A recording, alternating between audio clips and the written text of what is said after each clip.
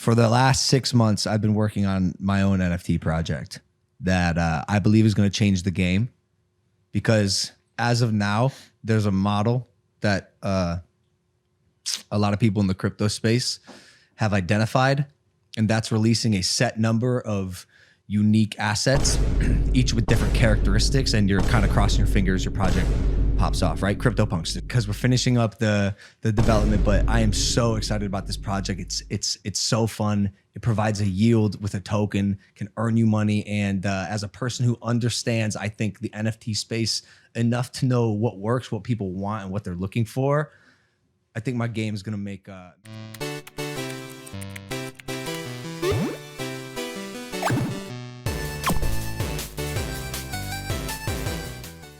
It's no secret that when it comes to my channel and the support I give for various games, I tend to steer very clear of anything that's crypto related. Not so much right now, but definitely during the early 2020s, there was a massive influx in video games in general, including monster taming games that wanted to include some type of crypto or NFT functionality, which would act as a way for players to earn money whilst playing said games, and would allow them to essentially sell and trade in-game items for or as cryptocurrency. Now, in the early days, a lot of people didn't see this as a big deal, and some would even say it showed promise, with the idea of being able to bring items into future games, or sort of cash out when you're done playing. The wave of rug pulls and failed promises was still upon us, and within the monster taming scene in particular, we saw several games make tons of promises only to make a ton of money, and conveniently completely fail without delivery or a finished product, or sometimes even any product at all. There were some games that actually looked really promising during this era, including Untamed Isles, which is going to be an MMO RPG, sort of like what a lot of people wanted to see from Temtem. And this game would have crossbreeding, proximity chat, battles in the overworld, and even an emphasis on building a PvP scene, as well as a robust world filled with community bosses and a bunch of other MMO stuff. The game raised a ton of money on Kickstarter, then when the crypto crash happened, basically was canceled, then sold off to some other company, and nothing's really happened since. Chain Monsters was in a similar situation where it was an MMO featuring its own unique battle system, and it was supposed to have a budget similar to something like Temtem thanks to its Kickstarter and many sales for its NFT boxes, only to get canceled and completely disappear to the point where even their website was deleted. There are several cases of this within the monster taming and global gaming scene in general, but as a monster taming channel, this is sort of the lens we're going to be focusing on. That being said, there's no larger controversy within monster taming as a whole when it comes to failed NFT or crypto projects than cryptozoo, the Logan Paul monster taming game that a lot of people had invested in, that are now calling a complete rug pull or scam, similar to several different content creators that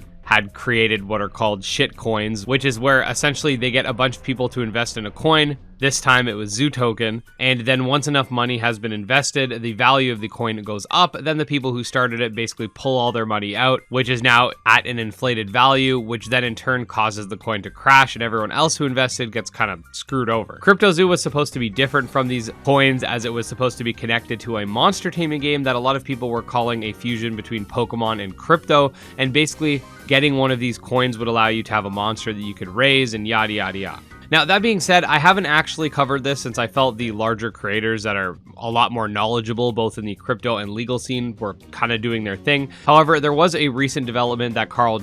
brought forth that I did think was important to bring to your guys' attention, since it could have some level of implication with regards to other crypto projects that unfortunately have screwed people over, that have flown under the radar, like Chain Monsters and Untamed Isles. Now, obviously, anything I talk about regarding rug pulling or scams, etc. is alleged. Nobody's been convicted of anything in court, and I can't myself read people's minds and assume intention, but nevertheless, the results of these games crashing and burning out, essentially whether that be through a malicious rug pull or through a level of incompetence, is still the same. People lost their money, and while it's easy not to feel bad for the typical crypto bros who are just investing in these games because they're trying to get rich off them or whatever, there were people with games like Untamed Isles and Chain Monsters and maybe even cryptozoo that were actually interested in the idea of the video game themselves and might have donated to their campaign, not really understanding what crypto is. Regardless, I oftentimes get people asking me to cover crypto monster taming games that have come out, and I personally just stay far away from it because I've seen people get screwed over so many times, and I don't see the benefit of having pay to earn mechanics in those types of games, as it just attracts a bunch of investors and non-gamers. There's been some news articles circulating around, which I'm sure have been fixed now that Karl Jobs put his video out, basically saying that Logan Paul won the lawsuit against him,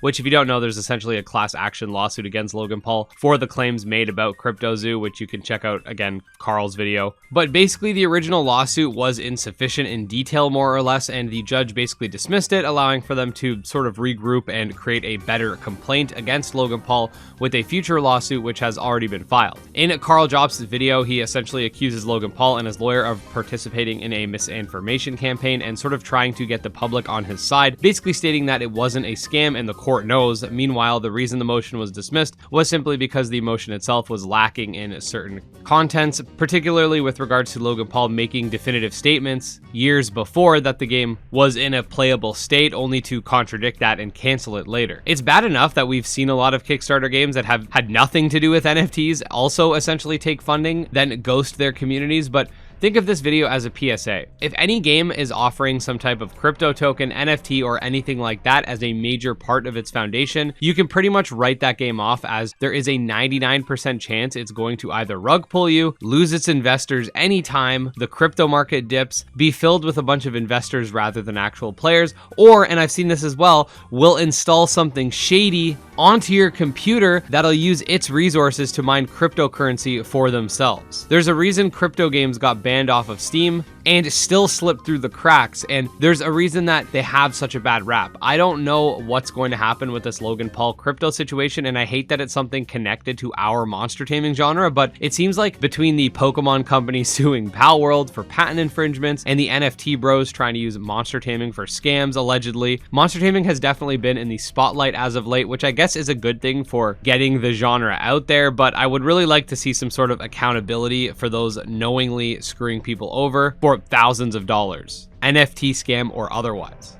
Okay, now this is just like a general PSA. In my opinion, don't trust the whole circle of influencers that are usually embedded in controversy, financial or otherwise. I personally have no idea why somebody above the age of 12 would trust Logan Paul with their money, but that's just me. Let me know down below if you've been following the cryptozoo situation. I usually don't cover stuff like this, but I've gotten requests over the last couple of years to talk about it, so here you go. I likely won't report on it unless something big happens, but I wanted to use this as an opportunity to talk about some of the other games that have crypto embedded in them and at least keep you guys safe from those. I'll see you guys in the next one. Peace.